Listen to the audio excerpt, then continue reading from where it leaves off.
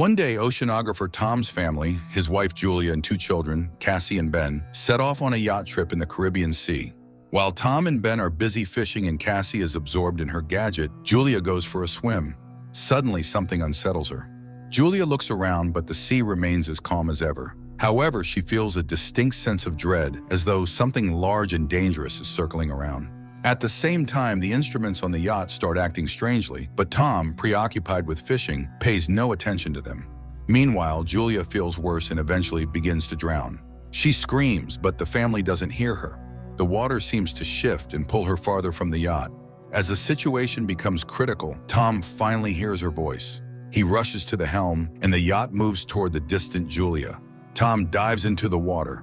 With the children's help, they pull her aboard and revive her. Tom is angry, as he always asks that swimmers notify the others when going into the water. Julia apologizes and the incident is soon forgotten. Besides, the family has a reason to celebrate. Today is their son Ben's 13th birthday. Tom lights the candles on the cake and everyone congratulates Ben, who receives gifts, while Cassie takes a group photo of the happy family. At that moment, Cassie's boyfriend calls her. He asks her about the swim, but suddenly a sudden and intense storm begins in the background. Cassie is worried, but her boyfriend reassures her that he's safe. The connection cuts off. Cassie tells her parents about the storm on land, but then everyone feels some jolts, rushes to the deck, and sees massive whale carcasses surfacing around the yacht. Tom explains that sometimes whales get disoriented during storms, but these animals are pushing the yacht, threatening their safety. Tom dives into the water and soon returns aboard, injured. While trying to figure out what's going on, he cut himself on the propeller. Julia stitches up the cut on her husband's shoulder, and he explains that the yacht's shafts seem bent, likely from a tail strike. Now they're unlikely to be able to sail away. Later, Cassie tries to reestablish communication, but there's no signal. The radio isn't picking up any signals either. Tom begins calculating their supplies. There's enough water for about 4 days, no more, but they're on a shipping route, so someone is bound to find them. However, ominous sounds come from outside, and when the family steps out onto the deck, they see glowing objects falling from the sky. They fall closer and closer, and Tom, taking a risk, starts the engine. He manages to steer the yacht away from the next meteorite, but the engine is finally damaged. The next object falls so close that the family can see they are artificial satellites of Earth. A strong wind starts blowing, and the instruments go haywire. The terrified family hides inside the yacht, which is being tossed by the waves. They put on life jackets and prepare for the worst when a strange, ringing sound is heard, causing nosebleeds and nausea. Tom tries to signal for help with a flare gun, but it's all in vain.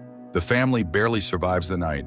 In the morning, they were relieved to find themselves alive, but there's a gaping hole in the side of the yacht, and it's unclear why they're still afloat.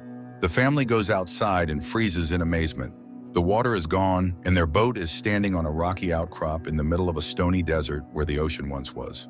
Sometime later, Tom tries to reassure his family, saying that not everyone could have perished. He takes measurements and realizes that the compass is lying. North isn't where it's supposed to be. This means the Earth's poles have shifted. Such a thing has happened on Earth before, but a long time ago. It turns out that the sea has retreated to where the land used to be, and most likely, humanity has perished. Cassie can't bear this revelation and runs to the cabin, asking to be left alone. Julia goes to inventory the remaining supplies, while Ben releases a bunch of colorful balloons into the sky, hoping survivors will come to their aid. Meanwhile, Tom turns on the radio, sending out distress signals. Unexpectedly, he hears a response. It's from Naoto, the captain of a small submersible. They were deep underwater when the catastrophe happened, and that's why they survived. However, all communication systems have failed, and expecting help is futile. According to his calculations, the sea will return in about a week, and it will be harsh. So the man advises them to find higher ground and stay there. Julia orders the children to pack their things. Tom directly asks the captain if he can save their children. Naoto explains that the submersible is very small. Unfortunately, Naoto's partner died, and he can only take one person. After some persuasion, Tom convinces Naoto to take both children, and he provides his coordinates. Tom charts a course on the nautical map and promises to reach the location in a couple of days. The next morning, the family is almost ready to embark on their journey. Tom steps onto the deck and suddenly sees a man with a dog approaching. He walks toward him and greets him, but notices that the man is injured. He offers the traveler some water. The man drinks it and then suddenly punches Tom in the face, which Julia sees. She rushes to her husband as the traveler plunges a makeshift spear into Tom's chest. The dog keeps Julia at bay, though she freezes in horror herself. Realizing there's no saving her husband, she runs to the yacht. The man pursues her, injuring her arm. Nevertheless, Julia climbs onto the deck, and the children, hearing her screams, run to her aid. Together, they barricade the doors to the cabin. After that, Julia hides Cassie and Ben in a locker, giving her daughter the flare gun and instructing her to shoot only as a last resort. Meanwhile, the killer tries to break down the doors and eventually succeeds. Julia hides in the bathroom, patching up her wound. Entering, the intruder heads straight to the galley and grabs some food. It's clear that he's very hungry. Holding a can of food, the man begins searching the yacht while Julia arms herself with a kitchen knife. He enters the cabin, but the woman jumps overboard, hiding beneath the yacht. The killer peers through the hole but doesn't see her. However, the dog attacks Julia, forcing her to kill it. The man hears the yelp, goes outside, and finds the dog's body. Meanwhile, Julia climbs back onto the yacht through the portholes on the opposite side. She falls straight into the killer's hands. He beats her, throws her onto a couch, and grabs her throat, intending to strangle her. Cassie witnesses all this and realizes it's the last resort. She opens the locker and fires at the man. The shot throws him to the side, but the flare sets the yacht on fire. Julia orders the children to flee while she sneaks into the galley. The killer, only injured, tries to attack again. Julia kicks him away, grabs the packed bags, and jumps overboard, where Ben finds his father's body.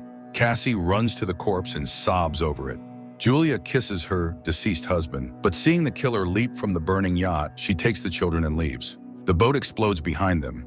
The family runs across the stony desert and soon takes shelter in a rocky canyon where a stream flows. However, the water is salty and undrinkable.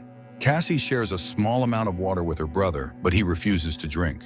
The boy feels guilty, believing the killer came because he saw the balloons. Cassie also voices this thought, but Julia orders her to stop and defends her son, explaining that he didn't mean any harm. She tells the children to gather themselves, as a long journey awaits. And then she spots the killer again, still relentlessly following their trail. The family hurries onward. That evening, Ben finds the carcass of a hammerhead shark and tries to butcher it. But Julia sees the pursuer and orders the children to run. They soon come across a field of once flooded toxic waste barrels, but Julia urges the children forward despite the threat of contamination, knowing the killer is still on their heels. The family walks along the former ocean floor, weaving through piles of plastic and other trash dumped by humans. Soon, Julia notices that Ben is severely dehydrated and gives him the last drops of water.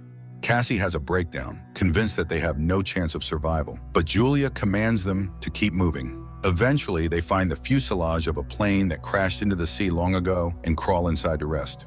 Julia examines the last photo of their family and recounts the story of her first meeting with Tom, which happened at her hospital, where Tom was brought with decompression sickness after a failed dive. The children weep, remembering their father and saying their final goodbyes to him. At night, Cassie is awakened by a noise and steps outside to sit near the plane. Out of the darkness, the killer approaches her, unaware that the girl is acting as bait. As he prepares to grab her, Julia ambushes him, stabbing the man with a knife. At dawn, the family prepares to continue their journey, only to discover the killer's body has been scavenged, a sign that something even more dangerous than humans lurks in the desert. They move on. Julia consults the map when Ben suddenly rushes ahead. His mother yells for him to stop, but the boy sprints toward a salty puddle and manages to drink a few gulps. Julia drags him away, but the boy becomes sick. Soon they come across some plastic chairs and build a makeshift shelter from the sun, resting inside it. Suddenly, Julia hears strange sounds. She steps outside and sees something that forces her to wake the children. Realizing the new danger, they begin running. Soon they spot a large ship in the distance, surrounded by crashed containers and a few wandering people. Julia calls out to them, but they, seeing thousands of giant crabs, dash into a container and lock the doors, ignoring her pleas for help. The three climb onto a container, though the crabs manage to wound Julia in the leg. Nevertheless, Julia, Cassie, and Ben sit on top, watching the crabs penetrate through a crack in the doors, killing everyone inside despite the people's attempts to fend them off. Julia ties a scarf around her leg and passes out. The next morning, she wakes up alone, terrified, and calls for the children. But it turns out the crabs have moved on, and the children had gone down to search for food and weapons. Julia cauterizes her wound while Ben examines the found weapons. Searching through the containers, they find a small amount of food and water. In the pocket of one of the deceased, Julia finds a radio and contacts Naoto. He responds, explaining that he was also attacked by deep-sea arthropods. Based on his observations, the sea will return soon, which is why the creatures have emerged. Julia begs him to save her children, but she's unsure where to go because she's lost the map. Naoto fires a flare. Ben sees the direction and the family rushes toward it. Soon they see a yellow submarine in the distance, but reaching it is difficult due to the terrain of the former seabed. Cassie dislikes her mother's talk about saving the children, but Julia refuses to answer and pushes the family onward. They are forced to pass through a canyon contaminated with toxic waste. At one point, they are caught in a rock slide, and Julia becomes separated from the children. She orders them to continue, and when Cassie refuses, Julia pleads with her to save her brother. Cassie and Ben make it out of the canyon and reach the submarine, but inside, there's no one. Suddenly, Naoto, badly wounded, emerges from behind the boat. He admits that he has no chance of surviving and orders them to climb aboard, but Cassie goes back for her mother, who is fending off the emerging crabs. Her bullets nearly depleted, Cassie climbs the rock barrier and extends her hand to her mother. They manage to reach the submarine just as the crabs overrun Naoto, who dies in their claws. The family climbs aboard, and just then an ocean wave crests over the horizon. The water lifts the submarine and drags it across the rocks, and as Julia watches everything that happened over the past few days flash before her eyes, she passes out. When she awakens, she finds the vessel at a standstill. Julia opens the hatch, and the family emerges to find themselves in a ruined city, carried there by the wave. Despite a great concept, the film failed to make an impact, largely due to the many mistakes made by its creators.